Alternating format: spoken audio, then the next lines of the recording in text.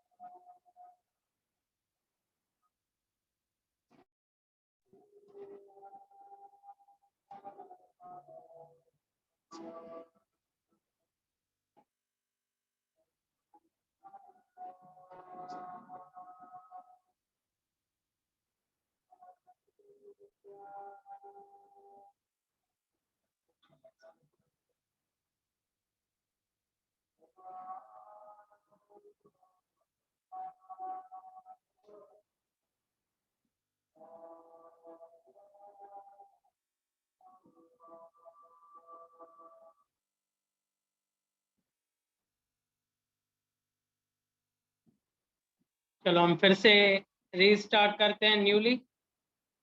अस्सलाम वालेकुम एवरीवन। उम्मीद करता हूं कि आप सब खैरियत से होंगे। माई सेल्फ जय Kumar Mali, student of law second year. In this lecture I explain you about moot court, जो कि आजकल के लॉ के स्टूडेंट के लिए काफ़ी एक इम्पोर्टेंट टॉपिक है। हमारी यूनिवर्सिटीज़, कॉलेज ये आजकल तमाम ज़्यादा कलेक्ट करवा रही हैं। आपने देखा होगा कि आपके कॉलेज में भी और जहाँ आप पढ़ते हैं यूनिवर्सिटीज़ में भी ये एक्टिविटी आजकल हो रही होगी, मूट कोर्ट।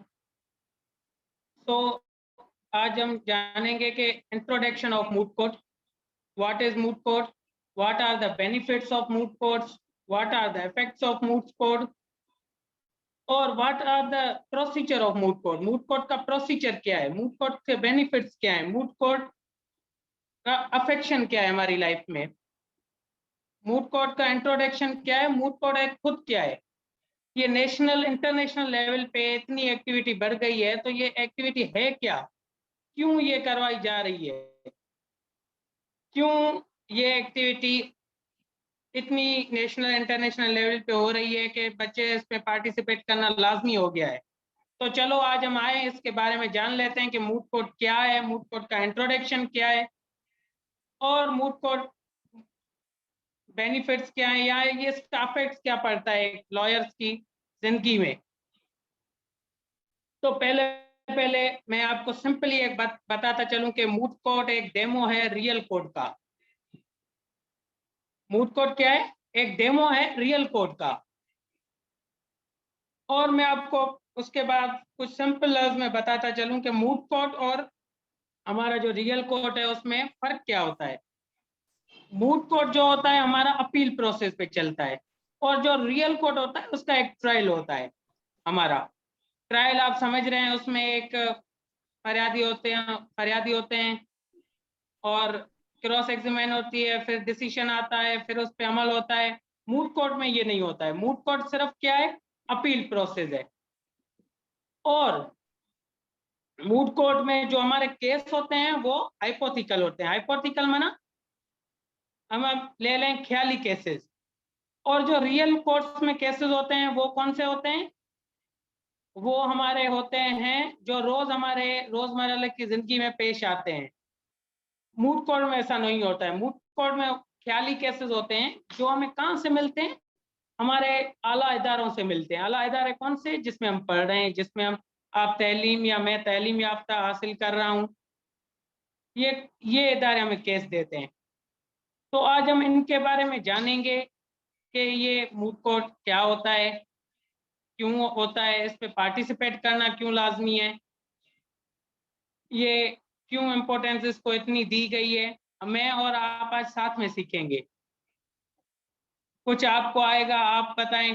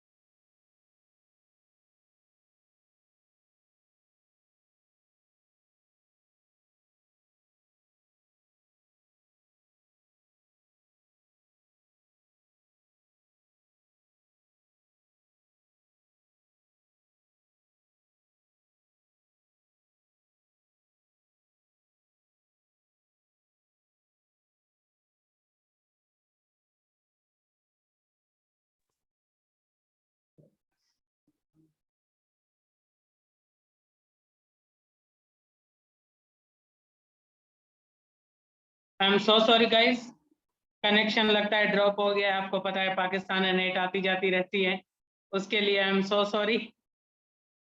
तो हम अभी थे हम अभी यहीं पे थे कि मूड कोर्ट जो एक है अपील प्रोसेस है।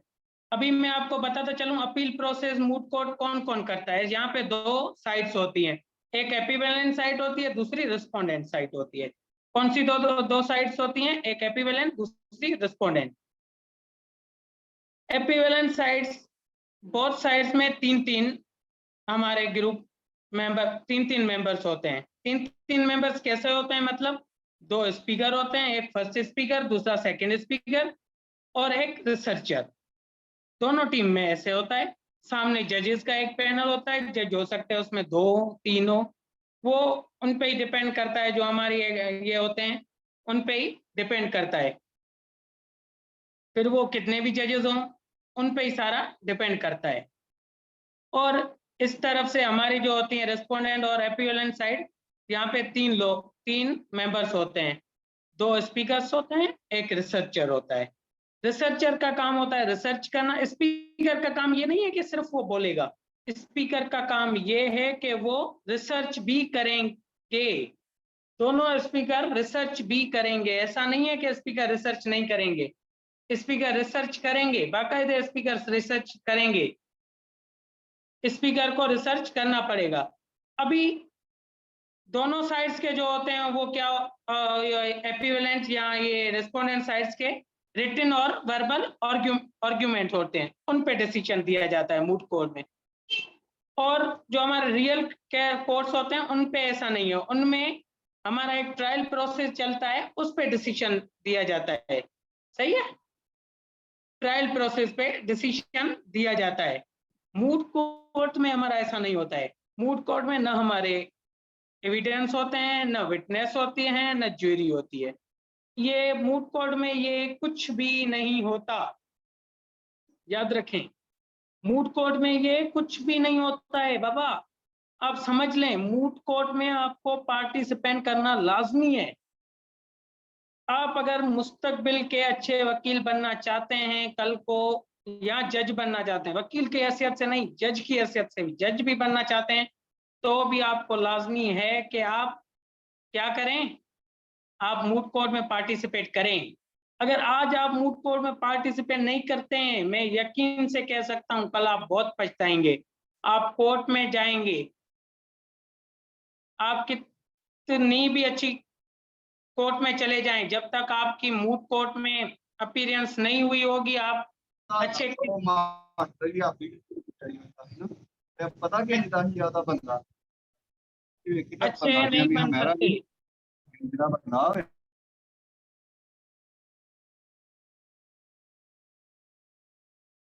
डिस्टर्बेंस क्या है? आप एक डिस्टर्बेंस का नाम आ गया, सॉरी। आप एक अच्छे वकील नहीं बन सकते, क्योंकि आपको पता ही नहीं होगा, आपने थ्योरी कितनी भी अच्छी तरीके से पढ़ ली हो। मैं आपको एक मेरा तजर्बा शेयर कर रहा हूँ। मेरा दोस्त है, रूममेट ही है, बल्कि हम बैचलर ही रहते हैं। मेरा एक दोस्त है, उसको मैंने आज कहा भी था मीटिंग ज्वाइन करे, पर उसने नहीं की। मेरा एक दोस्त है, रूममेट है बल्कि मेरा, उसने उसकी जो सीजीपी है वो अभी यूनी से उसने ये इंटीमेशन लिया है, 4 सीजीपी उसकी खड़ी हुई है, पर उसने क्या कभी मूट में पार्टिसिपेट किया ही नहीं। जब भी हम उसको बोलते थे मूट में पार्टिसिपेट करें, तो वो बोलता था यार ये फजूल कम है, यार ये ऐसे, यार ये ऐसे, यार वो ऐसे।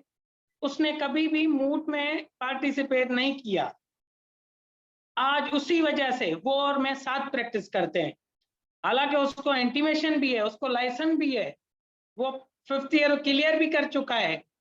अब मैं अभी 2nd ईयर में हूँ, मैं और वो उसी सीनियर के पास काम कर प्रैक्टिस कर रहे हैं। क्यों?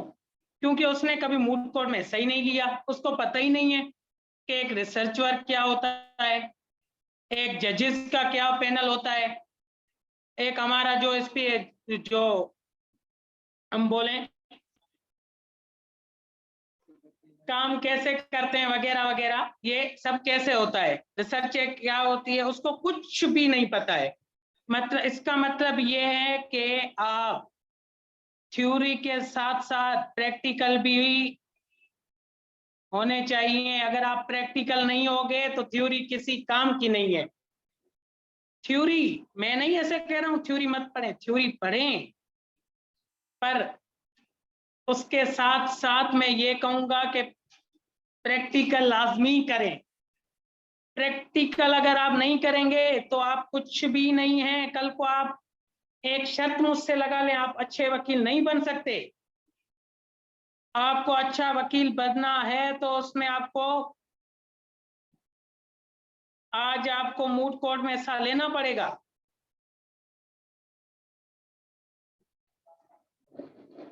ये कोई एक डिफिकल्ट नहीं है, आसान तरीका है मूट कोर्ट का। आप लें, आप हिस्सा तो लें मूट कोर्ट में।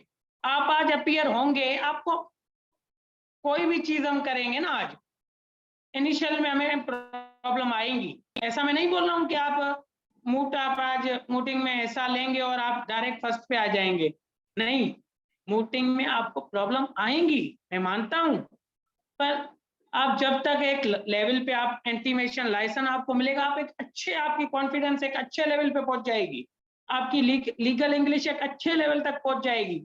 आपको पता होगा कि आर्ग्यूमेंट कहां से उठाने हैं, मुझे जज को कैसे कन्वर्ट करना है। मैंने आपको मेरे दोस्त का मिसाल दिया, उसको आज मेरा सीनियर यही बोलता है कि बेटा तुमने मूट कोर्ट में ऐसा लिया होता।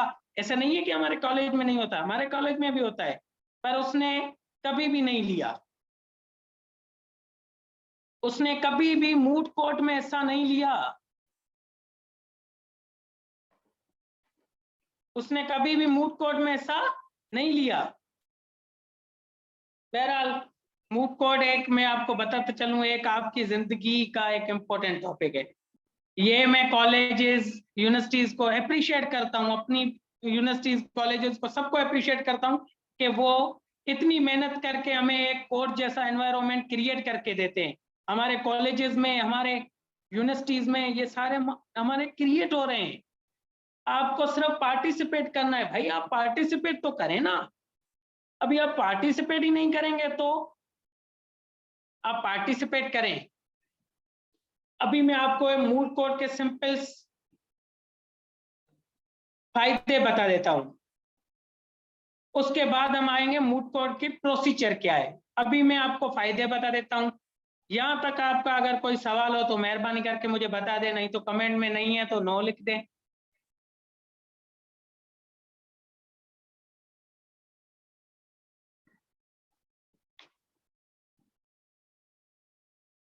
या ना का तो जवाब दे दे।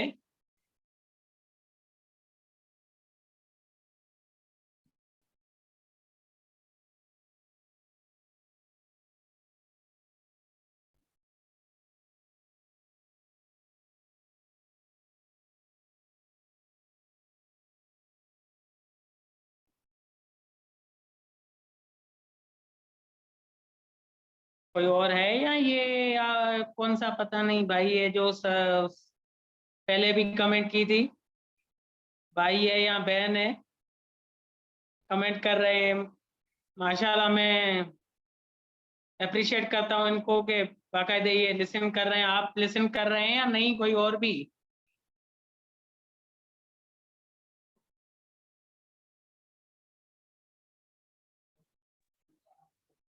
क्वेश्चन मेरा कुछ भी नहीं है। मेरा ये क्वेश्चन है कि मैंने जो अभी तक बताया मूट के हवाले से आपको, मूट के पार्टिसिपेंट्स के, या इसका ये जो आपको मैंने इंट्रो दिया, उसमें से आपका कोई भी सवाल मुझसे है?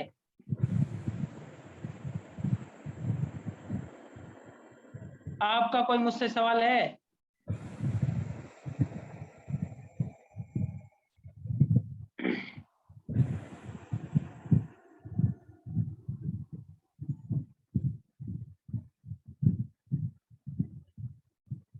देखिए, मैं आपको पहले ही बता चुका हूं कि जिनको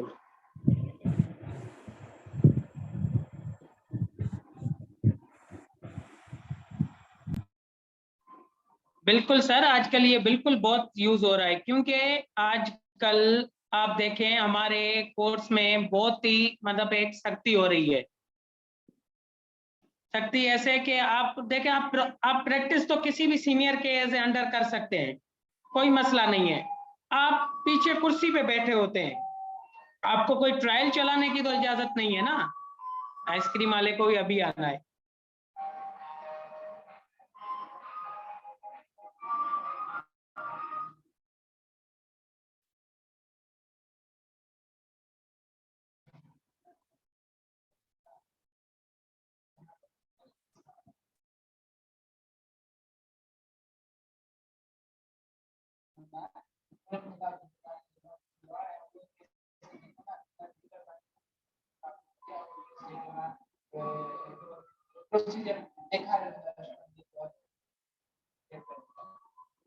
सर, ये मैं आपको, आपका नाम पता नहीं क्या आपने अभी अभी अभी पता है, एडवोकेट फैसल अजीज भट्टी साहब, मैंने आपको पहले ही बता दिया, ये ख्याली केसेस होते हैं।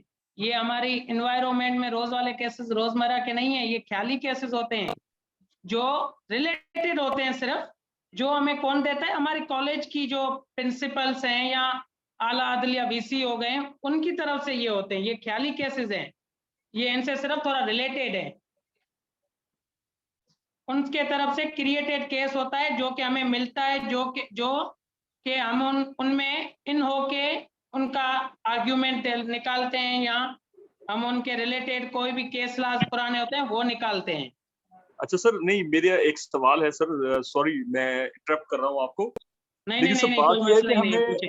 हाँ सर बात यह है कि सर हमें आर्ग्यूमेंट के लिए को जो भी केस दिया जाता है that should be related to criminology, civil, federal और एनी काइंड ऑफ केस। तो सर वो केस जो है वो मोस्टली कौन से हम लोग जो है वो मूट कोर्ट में इस्तेमाल करते हैं? क्योंकि मेरे मोस्टली देखा गया है कि आजकल जितनी भी यानी कि कॉलेजेस में जो मूट कोर्ट्स का करवाया जा रहा है उसके अंदर केस तो जो करवाए जा रहे हैं वो मोस्टली जो है वो क्रिमिनोलॉजी से रिलेटेड होते हैं, और कुछ ट्रायल केसेस होते हैं जो कॉलेजेस में दिए जाते हैं, जो हमारे प्रिंसिपल्स या हमारे कॉलेज के प्रोफेसर हमें देते हैं। तो ये भी बहुत ज्यादा देखने में आ रहा है, because I am from Lahore. तो सर लाहौर में तो ये एक नॉर्मल सी प्रैक्टिस आपको बता रहा हूँ, मुझे नहीं पता, आई डोंट नो कि इधर सिंध में या कहीं और किसी और सूबे में जो है मूथ कोर्ट्स में किस तरह से इसको जो है वो एक्ट अपॉन किया जाता है। तो जरा प्लीज इसको जरा थोड़ा सा ब्रीफ करेंगे आप?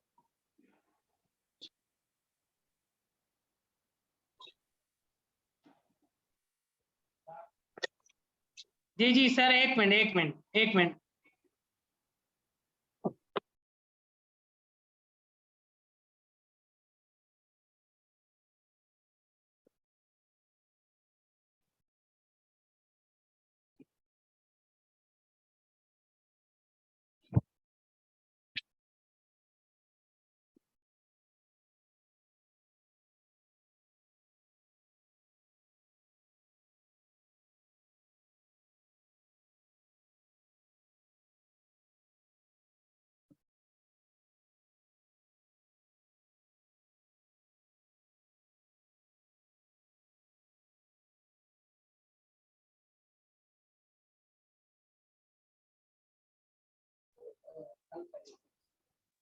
सर अभी आपने पूछा कि जो केसेस होते हैं वो लाहौर या कहीं पे भी वो मूट कोर्ट तो एक जैसा ही होता है, लाहौर या सिंध की बात नहीं है।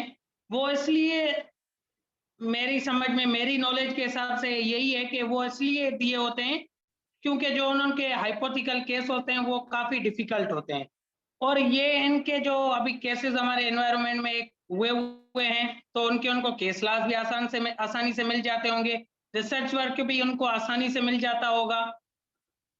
और हाइपोथेटिकल केस है और उसमें अभी वो न्यू स्टूडेंट्स कैसे वो रिसर्च डायरेक्ट कर सकता है उस पे।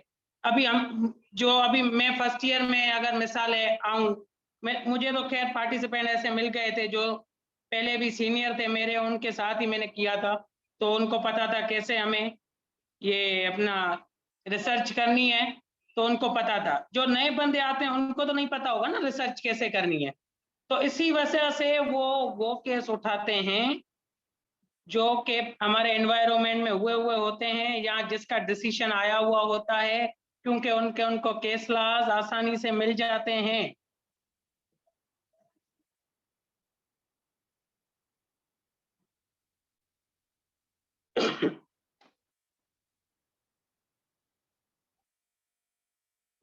सर भट्टी साहब, आपका अगर जवाब मिल गया हो तो आगे चलें।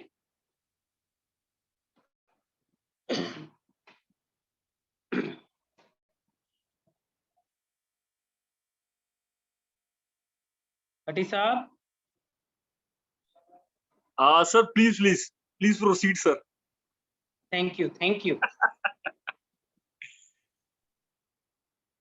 अभी मैं आपको बता रहा था बेनिफिट्स मूड कोर्ट्स के बेनिफिट, क्योंकि देखो इंसान की नेचर है बेनिफिट के सिवा वो कोई भी चीज में नहीं करता है, पार्टिसिपेट नहीं करता है। ये एक कहना ना इंसान की एक नेचर है, क्योंकि वो बेनिफिट्स देखता है किसी भी चीज में। अगर वो बेनिफिट्स नहीं देखेगा तो वो पार्टिसिपेट नहीं करेगा।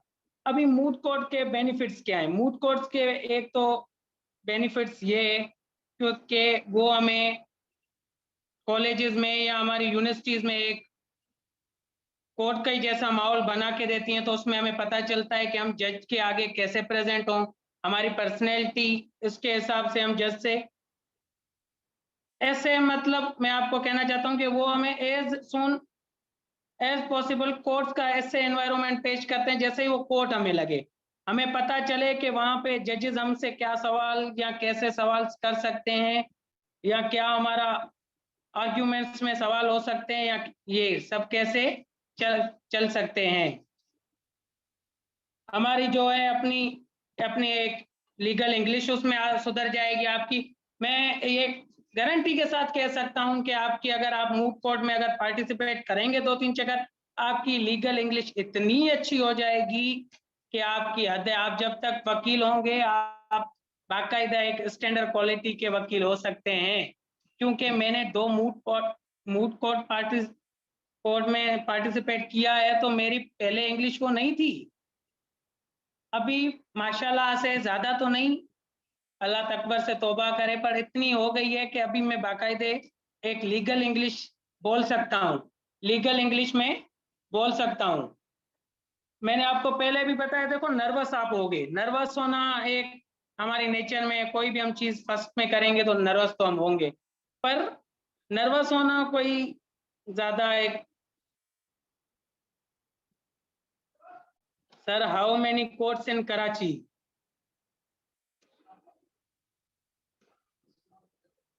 सर ये तो खैर मैंने कभी काउंट किया नहीं है। कराची में तो बहुत ही कोर्ट्स होंगी। यहाँ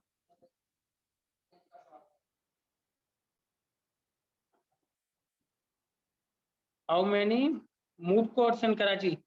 सर मूड कोर्ट्स में आपको पहले जो बता चुका हूँ, कोई कोर्ट्स नहीं होती है, ये हमारी एक एक्टिविटी है जो यूनिवर्सिटी और कॉलेज हमारी कलेक्ट करती है। वो एक रूम को माहौल देती है कोर्ट का। मूड कोर्ट कोई भी एक कोर्ट नहीं होता है। नहीं, कोई मसला ही नहीं है गुलाम मुस्तफा मुर्तजा साहब, कोई मसला ही नहीं है।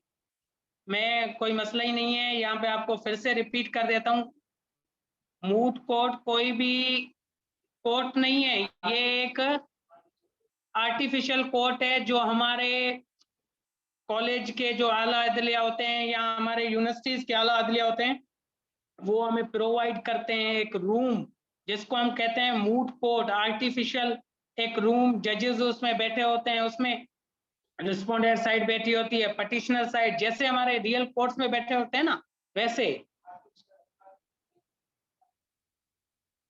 Moot court is.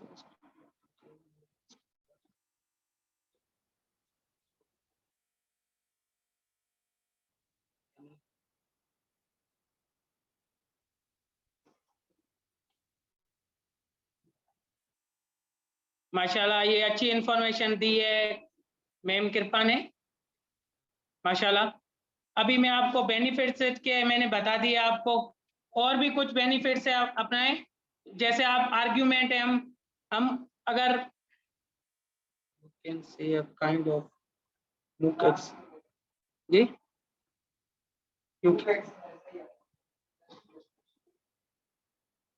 Best thank you.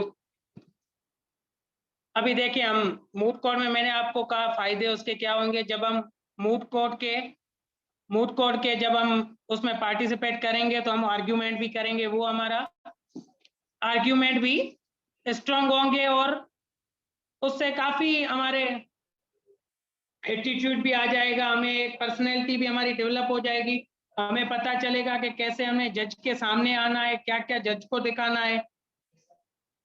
अभी अगर आपको फायदे समझ आ गए हो तो अभी इसका लास्ट पार्ट है मूड कोर्ट का, वो है procedure of moot court. Moot court का प्रोसीजर क्या है? मूड कोर्ट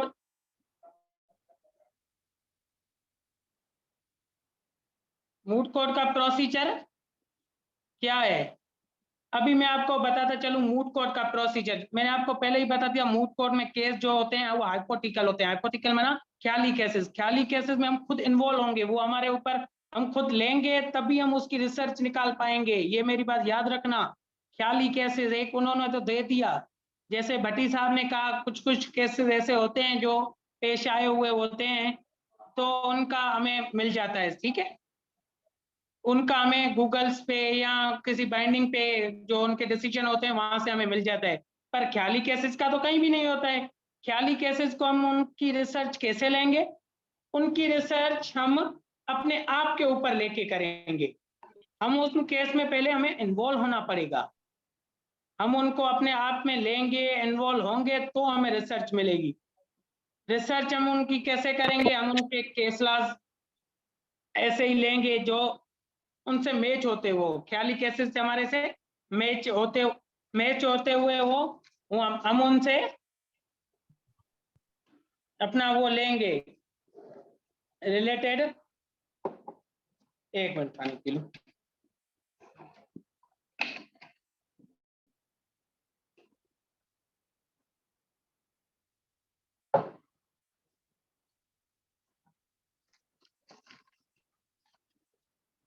अभी उसके रिसर्च के बाद, अभी देखा रिसर्च हमने कर ली, सही है। अभी हम उनका स्ट्रक्चर कैसे बनाएंगे? रिसर्च तो हमने कर ली, सही है। अभी स्ट्रक्चर पे आ गए। अभी स्ट्रक्चर पे हम आ गए तो स्ट्रक्चर देखिए आप, स्ट्रक्चर एक में स्ट्रक्चर बनाना लाजमी है किसी भी चीज का। अगर आपका स्ट्रक्चर नहीं बना हुआ होगा तो वहां पे जजेस जो बैठे हैं वो आपको कहेंगे बाबा आप घर जाएं, आपका यहाँ पे काम नहीं है। जिसको हम मेमोरियल भी कह सकते हैं, जो हमें रिटर्न में हम उनको देंगे वो क्या होता है? वो होता है हमारा मेमोरियल, हमारा होता है मेमोरियल। मेमोरियल का जो स्ट्रक्चर होता है वो आपको अच्छी तरीके से देना होता है। अच्छी तरीके से कैसे देना होता है? जो कुछ मेन पॉइंट्स होंगी ना वो आप हाईलाइट कर लें, सही है। उसके सिवा और कुछ जो मेन, अगर कुछ ऐसी जो मेन हम बात करना चाहते हैं वो हम रेड मार्कर से लिख लेंगे, क्योंकि वो अट्रैक्ट करे, जज को अट्रैक्ट करे कि ये इसके आर्ग्यूमेंट को बाकायदे सपोर्ट कर रही है। क्या कर रही है? सपोर्ट कर रही है। नंबरिंग अभी देखें, सपोर्ट आप कर रही है। अभी अब मैं आपको एक सीधा सीधा मिसाल दे देता हूँ। मेमोरियल आपने तैयार किया, आपने कुछ ऐसे समझे 3-4 आर्टिकल उठा लिए, आर्टिकल कॉन्ट्रैक्ट लॉ की बुक में से आपने सेक्शंस उठा लिए। अब आप वो सेक्शंस लिखेंगे तो सही, पर सेक्शन पे नंबरिंग तो देना। आप नंबरिंग नहीं देंगे तो मेरे भाई आपने स्ट्रक्चर कैसे बना? जब जज आपको पूछेगा भाई फला सेक्शन, फला सेक्शन कौन सा? मेरे पास तो 10 लिखे हुए हैं। आपको एक नंबरिंग दी हुई है, आपका मना स्ट्रक्चर बना हुआ है। आपका स्ट्रक्चर जज साहब पूछेंगे भाई फलाना 5th सेक्शन, जो भी आपकी साइड होगी, पटिशनर साहब स्पीकर 1 5th सेक्शन आपका ये कह रहा है। मतलब इसमें अभी क्लियरिटी तो हो गई ना जज को या आपको, दोनों को क्लियरिटी हो गई। एक बात याद रखें, जज को आप अगर कन्विंस कर गए, जज आपसे कन्विंस हो गया, जज आपसे खुश है, तो आपको डिसीजन आपके फेवर में आएगा, नहीं तो डिसीजन आपके फेवर में नहीं आएगा।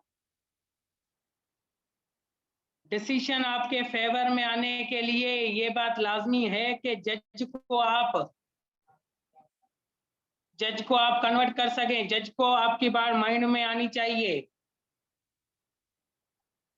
और उसके बाद अभी एक मेन जो है वो, अभी ये भी एक प्रोसेस मैंने आपको पहले ही बता दिया, मैं बैचलर रहता हूं, मेरे दोस्त भी हैं, हम पार्टिसिपेट मूड कोर्ट में करते रहते हैं। मैंने 3-4 में किया अभी, इंशाल्लाह आगे भी जब तक मैं स्टूडेंट हूँ करता रहूंगा, इंशाल्लाह करता रहूंगा पार्टिसिपेट। क्योंकि मूड कोर्ट कोई हारना जीतना कोई बड़ी बात इनमें नहीं होती है। एक मेरी वोकेबलरी टफ होती है, कॉन्फिडेंस लेवल मेरा डेवलप होता है, मुझे पता चल रहा है जज के कैसे हम कन्विंस कर सकते हैं, रिसर्चर हम कैसे बन सकते हैं। देखें आप जब लेंगे तो आप रिसर्च भी करेंगे, आपको पता चलेगा कि यार रिसर्च इस केस की कैसे करनी है, इस केस की रिसर्च आज कैसे करनी है। यार आज मेरी तो रिसर्च कम थी, जज साहब को और रिसर्च की जरूरत थी, पर हमने रिसर्च नहीं की। अभी आखिरी जो मैं पॉइंट आपको बताने जा रहा हूं प्रोसीजर की, वो है स्पीच। स्पीच एक ऐसा इंपॉर्टेंट रोल प्ले करती है हमारी मूड कोर्ट में। मतलब ऐसे समझे 75% मूड कोर्ट डिपेंड ही स्पीच पे होता है हमारा। स्पीच में आप माना ऐसे नहीं आप स्पीच बस आप बात कर रहे हैं तो ये स्पीच है, ये नहीं।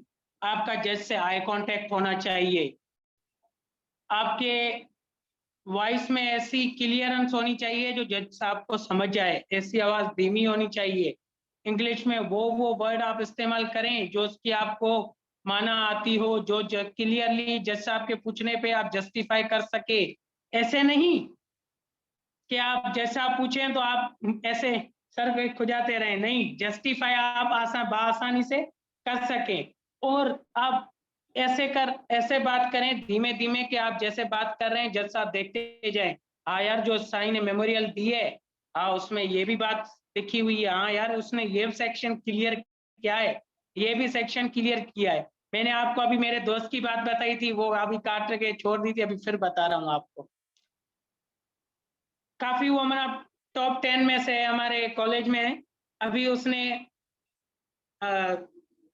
सीजीपी उसकी मतलब हाई है। सीजीपी माशाल्लाह मेरे दोस्तों की हाई रहती है। अभी मुझे तो पता नहीं है मेरी क्या है, अभी आएगी रिजल्ट तो देखेंगे। उसकी भी सीजीपी हाई रहती थी। उसकी क्लियरेंस ये अपना रिसर्च ये सारी आई कांटेक्ट बिल्कुल सही था। पर क्या उसकी जो वॉइस थी वो इंग्लिश इतनी तो तेज बात कर रहा था। इंग्लिश आनी चाहिए, मैं नहीं बोल रहा हूँ इंग्लिश आप में स्पीड में नहीं बोले, बोले इतनी स्पीड में बोले, जज को तो समझ आनी चाहिए भाई। अभी जो मैंने आपको बताया वो इतनी तेज से 2-3 मरतबा जज साहब बैठे थे का बेटा आप थोड़ी इंग्लिश अपनी की स्पीड है थोड़ी धीमे रखें तो हम कम से कम लिख तो सके। पर एक बात, बंदा एक वो अभी उसको आदत से मजबूर, उसकी इंग्लिश मतलब इतनी तेज बात करता है कि कभी कभी हमसे भी बात करता है, हम भी नहीं समझते हैं।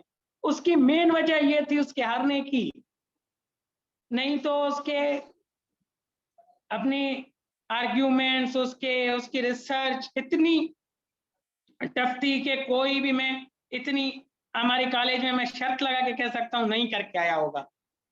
बल्कि वो हारा एक ही वजह से, क्योंकि उसके वॉइस में क्लियरिटी नहीं थी। क्लियरिटी ऐसे कि वो जैसे एक के ऊपर दूसरा, दूसरे के ऊपर तीसरा, ऐसे लफ्ज फेंकता जा रहा था, फेंकता जा रहा था। तो जज को समझ नहीं आया, जज को समझ नहीं आया तो जज ने उसको, वो केस हमारा आंख से निकल गया। अभी आखिरी पॉइंट जो है वो उसके होते हैं रूल रेगुलेशंस। रूल रेगुलेशंस में क्या आ जाते हैं? रूल रेगुलेशंस में ये आ जाते हैं कि एक आ गई टाइमिंग।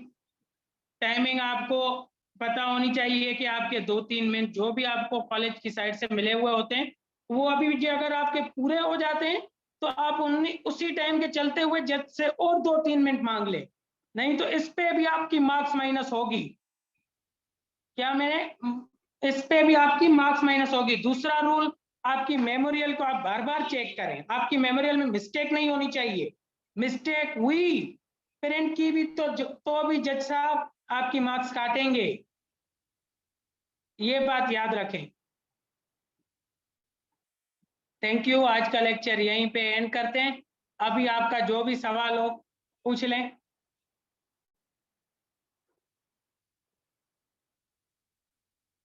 जो भी आपका भी सवाल हो। अस्सलाम वालेकुम। मेरा ये सवाल था कि जो मूड कोर्ट में डिसीशंस आते हैं वो किस बेस पे आते हैं? क्या वो जो है जो भी डिसीजन आता है कोई उस पे अमल हो सकता है या कोई अमल करवाता है? सर पहले मैं आपका नाम जानना चाहूंगा, आपका पता नहीं यहाँ पे IQ05 ये क्या नहीं। सर मैंने साइन अप नहीं किया था Zoom पे और डायरेक्ट मीटिंग आपकी ज्वाइन की थी। तो मेरा नाम मुजफ्फर अली चांद और मैं हैदराबाद से।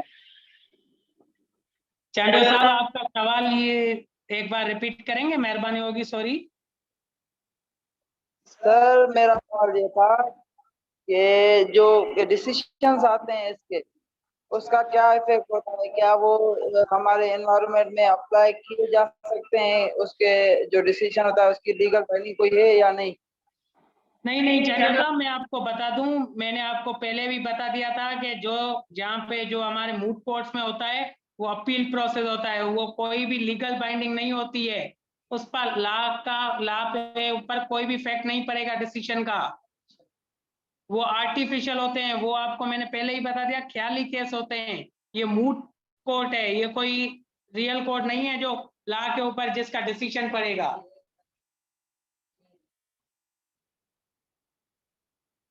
और कोई सवाल चांडो साहब आपका ये क्लियर हो गया? Thank you sir. Thank you Chando साहब।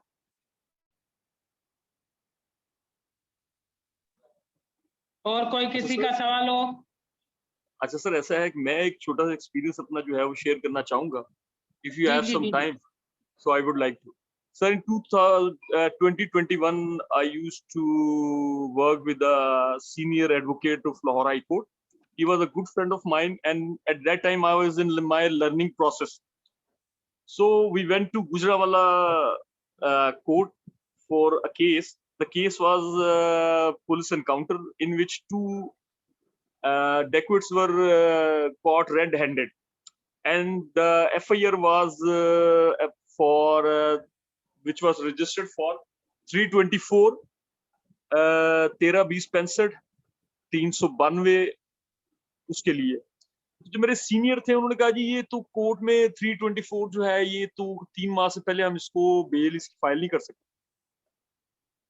तो at that time I got an FIR of the second accused, which was showed FIR registered in 9 May 9 अप्रैल, जबकि वकूआ जो था वो 2021 में मार्च का था। यानी कि वो 14 दिन के जुडिशियल के बाद उन्होंने उसका शो किया कि वो बंदा हमने उसको पकड़ा है। तो वो FIR मेरे पास आई, तो उसमें उसकी 13 20 65 थी, और जो दूसरा पहला जो एक्यूज था उसको टांग में फायर लगा था क्लाशन का। उसका मेडिकल एग्जामिनेशन रिपोर्ट उसकी वो मेरे पास थी।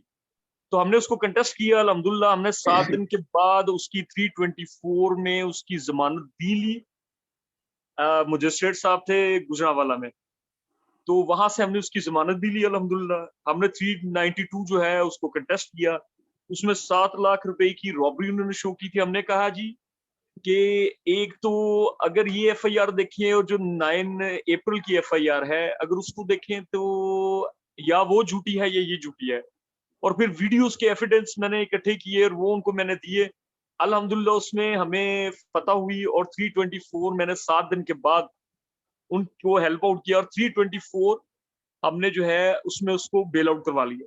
सर बात ये है कि मोस्टली हमारे जो लॉयर हजरात हैं वो एक चीज भूल जाते हैं कि जब हम किसी केस के लिए कोर्ट जाते हैं तो sir we must read the FIR carefully. हमारी FIR के अंदर हमारी बेल मौजूद होती है। मैंने इसी तरह से 2022 में एक केस जो है उसके अंदर बंदे की बेल ली, 3.5 लाख रुपए की 392 की सर रिकवरी थी, और जो FIR जो थी बंदे की उम्र थी 55 साल, और FIR के अंदर जो एक्यूज शो किए थे वो थे 20 से 25 साल। तो सर मैं खड़ा हो गया जज साहब के सामने, मैं कि सर ये बंदे का ID कार्ड है, ये उसकी तस्वीर है, सर वो 55 साल का है, इसमें 20 से 25 साल का लिखा हुआ है, तो सर ये तो इसका पर्चा ही नहीं बनता, ये तो झूठे पर्चे में उन्होंने बंदे को अंदर कर दिया है। सर उन्होंने बेल ले ली, मैंने बंदे को रिलीज करवा लिया। तो सर हम बहुत सारे केसेस के अंदर हम लोग सर उसको यानी कि ओवरलुक कर जाते हैं FIR को। अब पता नहीं क्यों वकील हजरात जो माजरत के साथ मेरे भाई हैं, मेरे दोस्त हैं, मेरे बड़े भी हैं, लेकिन सर हम लोग उस चीजों को ओवरलुक क्यों करते हैं? हमारी FIR के अंदर सब कुछ मौजूद है। अगर हम उसको टेक्निकली पढ़े तो अल्हम्दुलिल्लाह सुम्मा अल्हम्दुलिल्लाह हम बहुत सारे केसेस जो है उनको क्वैश करवा सकते हैं। उनकी क्वैशमेंट करें तो सर वो क्वैश हो सकते हैं। लेकिन सर हम rather than going for quashment we go for the bails, we go for the trials. तो सर हमें थोड़ा सा जो है ये चीजों को आपकी बात मैंने आगे बड़े गौर से सुनी है। तो सर मैं तो चाहूंगा कि हमारे जो कॉलेजेस है यूनिवर्सिटीज है they must prepare us by taking us to the real courts. उनके अंदर हमें ट्रायल्स और ये बेल्स वगैरह जो है इसमें हमें ले जाया जाए। कोर्स ऑर्डर करें कि आप अपने स्टूडेंट्स को लेके आए, rather the student is in first year, second year, third year, fourth year, इसका कोई मैटर नहीं होना चाहिए, लेकिन हमें जाना चाहिए। सर मैंने वहां जाके सीखा है अल्हम्दुलिल्लाह।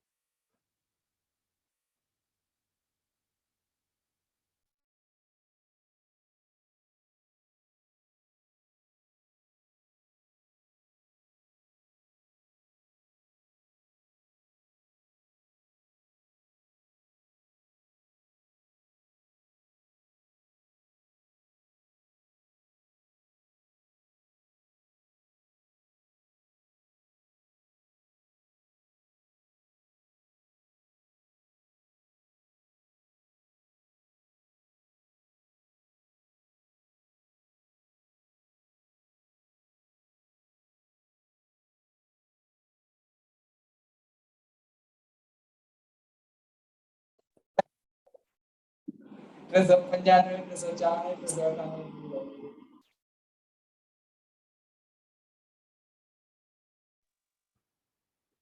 जी, तो सर मैं कह रहा था कि सर हमें जो है, हम सबको जो स्टूडेंट्स हैं जो लर्निंग प्रोसेस से भी गुजर रहे हैं, they should go thoroughly in the course on daily basis, weekly basis.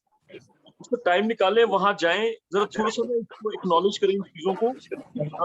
Theory के साथ साथ जो है प्रैक्टिकल अभी से शुरू करें तो सर हो सकता है कि मूड कोर्स के साथ जो है हमें वो ज्यादा बेहतर तरीके से हम परफॉर्म कर सकें।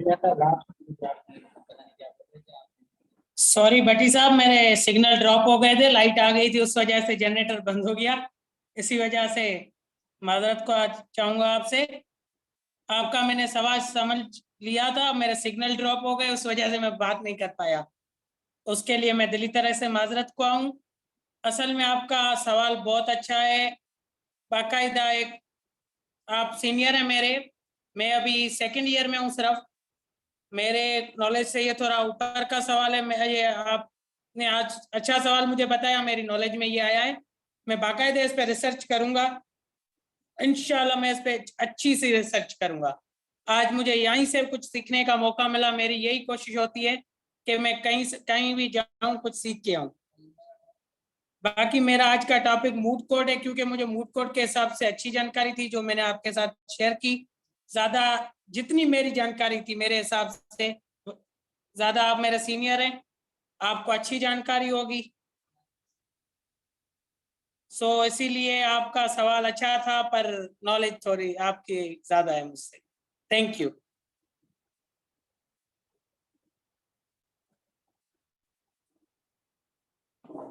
जी sir, you are more than welcome, कोई ऐसी बात नहीं है। बस ये है कि मैं ये चीजें इसलिए शेयर करता हूँ कि सर हम लोग अच्छे तरीके से जो है ना परफॉर्म कर सकें। सर हमें चाहिए कि हम लोगों की बेटरमेंट के लिए जो है और उनके साफ दिलाने के लिए सब कुछ जो है वो पैरामीटर्स को फॉलो करें। क्योंकि सर हम बेल और इतने लंबे ट्रायल्स को जाने की बजाय अच्छे तरीके से परफॉर्म करेंगे तो होपफुली है कि हम जल्दी से जो है इन चीजों को सीख लेंगे। सर क्वेश्चन हम लोगों के लिए बनाई गई है, हमारे क्लाइंट्स को फैसिलिटेट करने के लिए बनाई गई है। तो sir it's better to go for the question rather than going for the bail and then for the trial. पैसा कमाना अच्छी चीज है, लेकिन सर पैसे को इस तरह भी नहीं कमाना चाहिए। बिल्कुल बिल्कुल, मैं इस बात से आपके बिल्कुल एग्री हूँ सर, बिल्कुल मैं आपकी इस बात से एग्री हूँ। मैंने मूड कोर्ट में भी यही कहा, आप पैसा कमाने के लिए नहीं बल्कि केस को पहले आप समझें, फिर उसके बाद उस केस को हैंडल करें। सर प्लीज मेरी ना सबसे ये अर्नेस्ट रिक्वेस्ट है, मैं सबका जूनियर हो सकता हूँ, मेरे पास कोई इतने कुछ ज्यादा नॉलेज नहीं हो सकता, might be, but the thing is कि सर लोगों को इंसाफ देने के लिए ना मैं यही सोचता हूँ कि मैं फॉर इंसाफ के लिए कोशिश करूँ, बजाय इसके कि मैं अपने उसमें चला जाऊं, मैं बेल के बाद ट्रायल को देखूं और उसके बाद जो है एक कमेटी डालूं सबके साथ, अपने क्लाइंट्स के साथ। तो सर वो एक बैड हैबिट है। मैं तो चाहूंगा कि फौरी इंसाफ हो, फौरी, क्योंकि मेरे उस्ताद जो है उन्होंने मुझे यही सिखाया है कि बेटा फौरी इंसाफ। सर फौरी इंसाफ आपकी नहीं, ये आपके साथ मेरी भी सबसे हम्बल रिक्वेस्ट है। तो आप वकील की हैसियत से अब आपको डिग्री मिलेगी या 4-5 साल या 2-3 साल लग के हमें लाइसेंस मिलेगा, हम भी यही कहेंगे कि इंसान जात की भलाई के लिए हमें काम करना चाहिए। सर यकीन करें कि हमारी हमारी पुलिस जो है वो जो एफआईआर दर्ज करती है उसमें हमारे लिए सब कुछ है। रेफरेंसेस की बात है, देखिए उस रेफरेंस के अंदर सर्च करनी जरूरी है, रेफरेंस देंगे तो जज को कन्विंस कर पाएंगे। बिल्कुल बिल्कुल। तो सर हमें रेफरेंस मिल जाते हैं, but the thing is sir के कुछ करेंगे तो कुछ होगा। तो मेरी सबसे रिक्वेस्ट है सर प्लीज एफआईआर को गौर से पढ़ें, इंशाल्लाह उसमें हमें सब कुछ मिल जाएगा। सर अच्छे वकील का काम ही यही है कि पहले पहले वो एफआईआर को जोर से पढ़े, गौर से उसको देखे, उसके बाद ही तो उसको रिसर्च करने का मौका मिलेगा उसको, उसके बाद ही तो उसको पता चलेगा कि मुझे कहाँ कहाँ से सेक्शन कलेक्ट करने, कहाँ कहाँ से आर्टिकल कलेक्ट करने हैं। जी सर, और ये सर क्या बहुत बड़ा पता उस प्लेटफॉर्म है केस पर्सनल में लॉयर्स ऐसा का। कुछ हो ही ना। जी जी जी जी जी जी जी जी कंटिन्यू करें प्लीज। नहीं नहीं, आप कंटिन्यू करें, मेरी हो गई। नहीं नहीं नहीं सर, टाइम हो गया हुआ है, तो आपका लेक्चर भी जो है वो that is about to end. So my request is sir, कहीं मेरी असिस्टेंस की जरूरत पड़े तो sir I am here in Lahore. तो सर मैं तो चाहूंगा कि मेरे जितने भी मेरे को लॉयर्स हैं, मेरे जितने भी दोस्त हैं, अहबाब हैं जो ये मेरी बात सुन रहे हैं, प्लीज कोशिश करें कि जो फौरी इंसाफ वाला मामला है ना उसको देखें जरूर। क्योंकि सर देखिए, मैं तो कोशिश करता हूँ क्वैशमेंट के लिए, मैं कोशिश करता हूँ कि मेरे क्लाइंट को इंसाफ भी मिले और मैं जो मेरा हलाल और हक है मैं उसको कमा लूं, बजाय इसके कि मैं बिल्कुल उसके ट्रायल बिल्कुल के लिए चला जाऊं, साल के ट्रायल के लिए चला जाऊं सर, और मुझे पता हो कि मैंने हर उसकी हेयरिंग के ऊपर मुझे 2-3 हजार मिलना है। नहीं सर, मैं एक बार उससे पैसे ले लूं, लेकिन पैसे उस तरह से लूं कि कल को वो उसको ट्रायल में जाने की जरूरत ना पड़े सर। प्लीज बस इन चीजों में थोड़ा सा हम अंडर गो कर लें, तो मेरा नहीं ख्याल कि सर हम लोग नाकामी देखें और लोगों को इंसाफ ना मिले। इंसाफ की फरहमी तभी मुमकिन है सर जब हम लॉयर्स जो है अपना जो है रोल प्ले करें और प्रॉपर रोल प्ले करें, और इसी तरह से है। बिल्कुल बिल्कुल इस बात से आपकी मैं 110% सर एग्री हूँ। बल्कि मैं तो कहूँगा लॉयर्स भी अभी क्या कर सकते हैं, जो हमारे ऊपर जो बैठे हैं वो भी तो हमें इंसाफ देना। लॉयर्स तो अभी आपके जैसे देखो इंसाफ लेने के लिए चलो आप एक कोशिश कर सकते हैं, तो अब हमारे ऊपर जो जजेस बैठे हैं वो भी तो हमें इंसाफ जल्द से जल्द फराहम करें ना। सर देखिए, जजेस दे आर फ्रॉम अस, हमसे ही वो आगे सेशन में और सिविल में लोग गए हैं। तो सर देखिए, हम लोगों को प्रोटेक्ट करने के लिए हमें अपनी कन्विंसिंग पावर जो है उस पे फोकस करना पड़ेगा, हमें अपने रेफरेंसेस को स्ट्रांग बनाना पड़ेगा सर। तो सर ये रेफरेंसेस स्ट्रांग तभी होंगे जब हम अपनी पीपीसीज को प्रॉपरली पढ़ेंगे और उसकी प्रैक्टिकली भी उसको लेके चलेंगे। सर पढ़ाई के साथ प्रैक्टिकल बहुत जरूरी है सर, हमें जाना चाहिए कोर्स में। मैं सब स्टूडेंट्स से कहूंगा वो जरूर कोर्स में जाया करें ताकि इनको पता चले कि वहां क्या होता है। Sir mock session is very good thing, मैं आपकी बात से एग्री करता हूँ, मैं ये नहीं कहता कि ये कोई अच्छा एक्ट नहीं है, लेकिन बी प्रैक्टिकल, थोड़ा सा प्रैक्टिकल की तरफ जाएं। हमारी पढ़ाई बहुत जल्दी हम खत्म करके तो हम प्रैक्टिकल लाइफ में अच्छे वकील बन सकते हैं। बिल्कुल।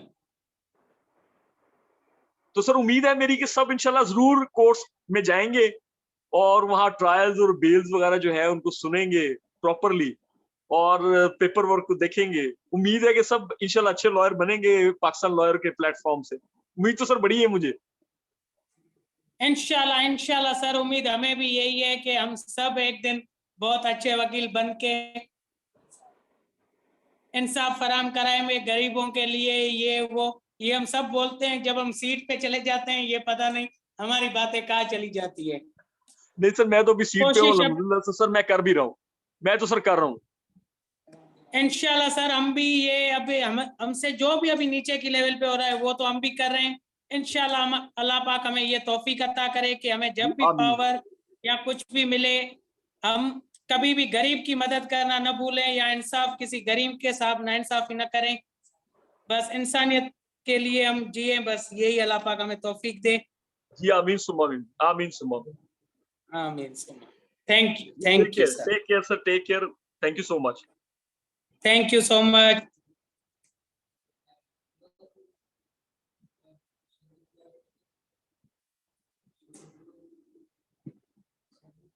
Shall we close the meeting, host? Participants?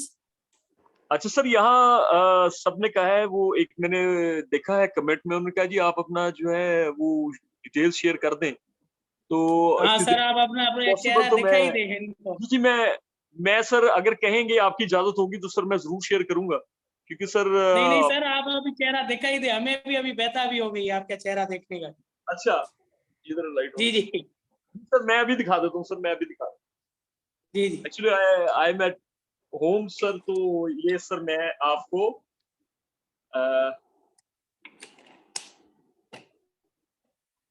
Sir ये मैं हूँ सर, और अभी तो खैर वैसे जरा लेटा हुआ था तो रूम में, तो आपका बस लेक्चर था तो मैंने तो थोड़ा सा देर में इसको ज्वाइन किया है।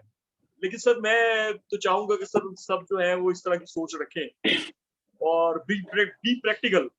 मैं तो चाहूंगा लाहौर में किसी को सर मेरी असिस्टेंस की जरूरत पड़े तो सर माय प्लेजर, मैं अपना नंबर भी इधर शेयर कर देता हूँ स्क्रीन में, तो कहीं किसी को जरूरत पड़े तो सर मैं हाजिर हूँ और जिस तरह से कर सकूंगा जरूर करूंगा। Thank you so much sir, ये आपका एक बड़ा दिल है। Sir thank you so much. तो thank you so much, thank you so much. इंशाल्लाह अल्लाह पाक हमें भी तौफीक दे, हम भी आपकी तरह काम कर सकें। जी सर, इंशाल्लाह जरूर जरूर सर, जरूर। मेरे लायक Thank you, खिदमत हो thank सर, तो मैं हाजिर हूँ। Thank you.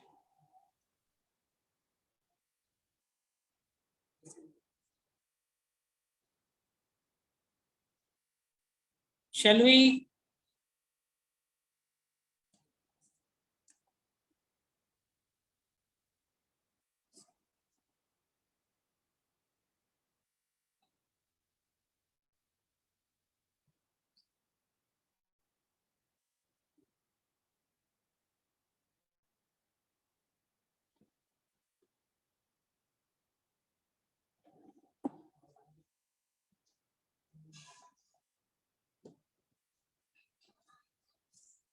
अभी भी किसी का कोई सवाल हो, लास्ट अगर पूछ रहा हूं तो मैं अभी मीटिंग लीव करूं।